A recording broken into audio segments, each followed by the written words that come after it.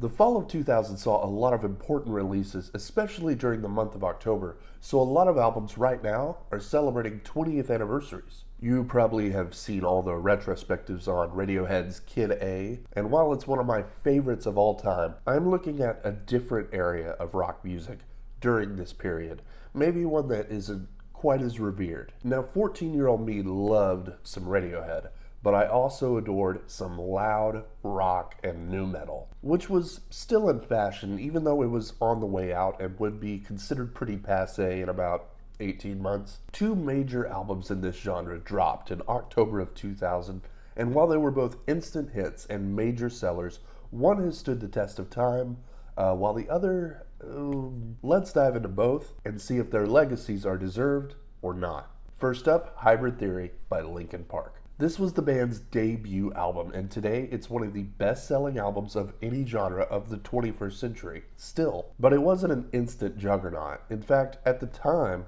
the record label didn't believe they had a hit on their hands, and they were wary of the band's mixing of genres, something that doesn't really seem strange in 2020, mixing up sounds like nu metal grooves that were in fashion at the time with hard rock, electronic, and hip-hop music. As the years went by, Linkin Park kind of lost the nu metal and hip-hop influences and became a more general alt-rock band, but retained that hard edge. Unlike another band we'll be talking about, that shift helped Linkin Park stand the test of time and develop a huge, devoted fan base. The other major thing that was different about Linkin Park when they burst onto the scene was the dynamic between the two vocalists, Mike Shinoda, who mostly rapped, and Chester Bennington, who is now regarded as one of the best vocalists of a generation. The back and forth from these two really didn't sound like anything else happening in music. This formula they concocted is in full force on Hybrid Theory. They sounded like a band fully formed right from the jump. I remember the first time I listened to this album. I had recently used my allowance to buy it at the area CD shop, back when those still existed. And while riding the bus with my high school marching band on the way to a football game that October, I was cranking this one loud on my headphones on my Discman. Every song hits so hard, and they all still do. There's no filler here. For my money, this is still the best Linkin Park album by far, and one of the best of the era overall. One Step Closer is a force. Paper Cut showcases the band at their absolute peak. Crawling shows the versatility of the band, and in the end is a deathless example of the songwriting chops of the group. The lyrics, which deal with internal struggles, mental illness, and interpersonal conflict, were ahead of their time. The band themselves have stated that while their lyrics were always about struggle, they always approached their message in a positive light. And so many fans have echoed that, stating that the music literally saved their lives.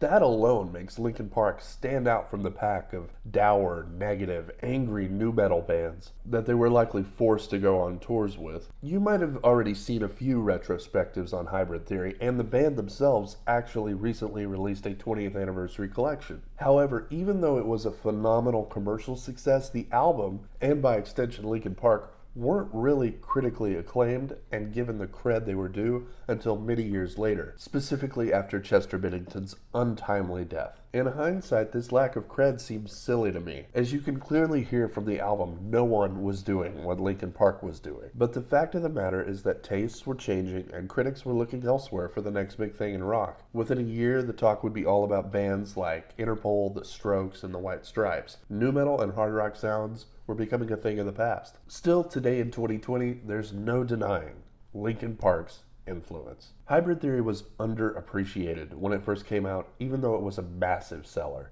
But it's nice to see all the great reassessments of this album. Similar to Deftones, Linkin Park was a cut above the rest of their peers. And though portions of this album definitely are of the times it was made, glitchy vocals, the turntable scratches, the songwriting here more than lives up to the test of time. The other album we're going to talk about today is Chocolate Starfish and the Hot Dog Flavored Water by Limp Bizkit. We all know nu metal probably started with the Godfathers' Korn, whose early output, I would argue, is still exciting to listen to. Though the grunge stars of the era would claim otherwise, they were clearly indebted to their forebears in classic rock. But Korn? No way. They sounded like nothing else. But the most successful nu metal band, and the poster boy of the genre, for better or Durst, that would be the boys in Limp Bizkit. And in the year 2000, these guys were on top of the food chain in rock music. It's kind of hard to fathom just what a superstar Fred Durst was back then. He was on TRL all the time. He was stirring up shit and starting feuds with other celebrities. He was duetting with Christina Aguilera at the VMAs for some reason. This guy was everywhere, and so was his band's music. Limp Bizkit were inescapable in the year 2000. And so the highly anticipated sequel to their breakthrough blockbuster Significant Other, that was Chocolate Starfish. And it's probably the most Limp Bizkit thing ever. Super dumb, but incredibly popular. The album title literally refers to an anus. Look, I'm not going to sit here and say I didn't absolutely blast this album when it dropped. I probably bought it the same day I bought Hybrid Theory. It's very possible. And like most of Limp Bizkit's output, I still come back to it when I want to get all nostalgic and dive into my teenage angst, but there's no denying it. When the haters want to make their point that Limp Bizkit is the most obnoxious band ever, this is the album they reach for. And there's reason for that. Fred Durst is his worst self here. His whining is so pronounced, he sounds like he's huffing helium in between takes. His lyrics are trite and unimaginative. His celebrity and ego is felt, and he picks lyrical fights with people like Trent Reznor. The song Hot Dog is an abysmal start to the album, with the F word said something like 4 dozen times for no reason other than a gimmick. At points in the album, he's just nonsensical. I still to this day have no idea what the Starfish Navigation System is. Like, what is he talking about?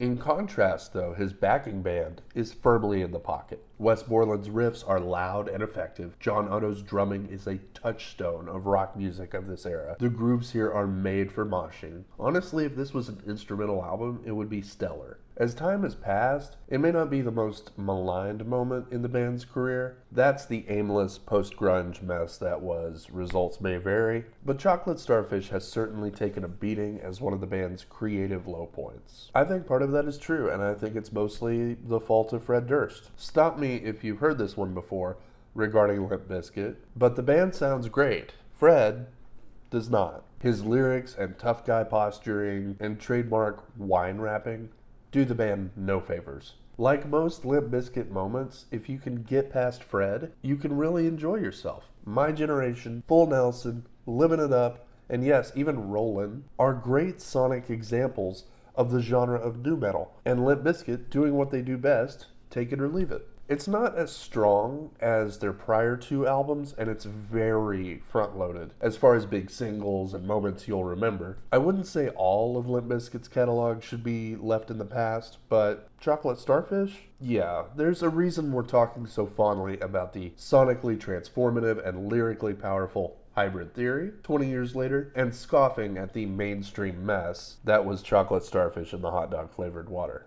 To put it this way, the phenomenon of nu metal, and specifically the popularity of Limp Bizkit, feels weird, a little ancient. With Hybrid Theory, it feels less so. One moment in the genre, the slow burner, has aged well, while another more immediately popular moment that was happening simultaneously hasn't aged as well. The narrative about Limp Bizkit back in the day was that they were the rough alternative to the plastic pop boy bands and female singers of the time. Now with that narrative removed, and the added awareness of things like bullying and misogyny and white privilege entering the conversation, all we have left is the music. And in 2020, Britney Spears and NSYNC are remembered a lot more fondly than Limp Bizkit overall. The music of this band, and particularly Chocolate Starfish, sounded huge. But unlike their peers in Linkin Park and even Deftones, Rage Against the Machine, and others, the lyrics were surface-level shallow. A whole lot of yelling with nothing much to say. Anyway, that's my opinion. What about you? Did you grow up with these albums like I did? Do you still listen to them? Have they stuck with you, or have you left them in the past? Let me know in the comments below. Also, if you liked the video, please give it a thumbs up and subscribe to the channel. I mean, why not, right? You made it this far. I'm Ben, the Playlist Fiend, and thanks for watching, guys. We'll see you next time.